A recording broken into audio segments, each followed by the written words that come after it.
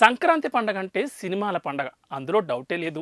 ఈ సీజన్లో ఆ హీరో సినిమా, ఈ హీరో సినిమా అనే తేడా అనే ఫీలింగ్ కూడా ఎక్కడా ప్రేక్షకులు చూపించరు. అందులో ఎలాంటి డౌటు లేదు. బాక్స్ ఆఫీస్ దగ్గర కూడా ఆ 3-4 రోజులు పండగలా ఉంటుంది.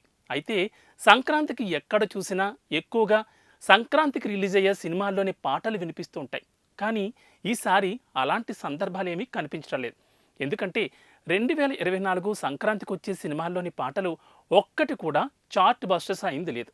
గుంటూరు కారం, హనుమాన్, సైంధవ్, నా సామిరంగా వంటి సినిమాల్లోని పాటలు ఒక్కటి కూడా చార్ట్ బస్టర్ అయింది లేదు. గుంటూరు కారం సినిమాకి సంబంధించి దమ్ మసాలా పాటకి పాజిటివ్ రెస్పాన్స్ వచ్చింది, కానీ చార్ట్ బస్టర్ అవ్వలేదు. హనుమాన్లో ఆవకాయ పాట కొంతలో కొంత పర్వాలేదనిపించింది, అది కూడా చార్ట్ బస్టర్ అవ్వలేదు. సైంధవ్లో రాంగ్ యూసేజ్, నా సామిరంగలో ఎత్తుకెళ్ళిపోతా పెళ్ళా వంటి పాటల పరిస్థితి కూడా అంతే. 2023లో వాల్తేరు వీరయ్య, వీరసింహారెడ్డి, వారసుడు వంటి సినిమాలు వచ్చాయి. వాటిలో కనీసం బాస్ పార్టీ, జై బాలయ్య, రంజితమే వంటి పాటలు ఆకట్టుకున్నాయి. కానీ 2024 సంక్రాంతి సినిమాలు మాత్రం మ్యూజికల్గా ఫెయిల్యూర్ అనే చెప్పాలి.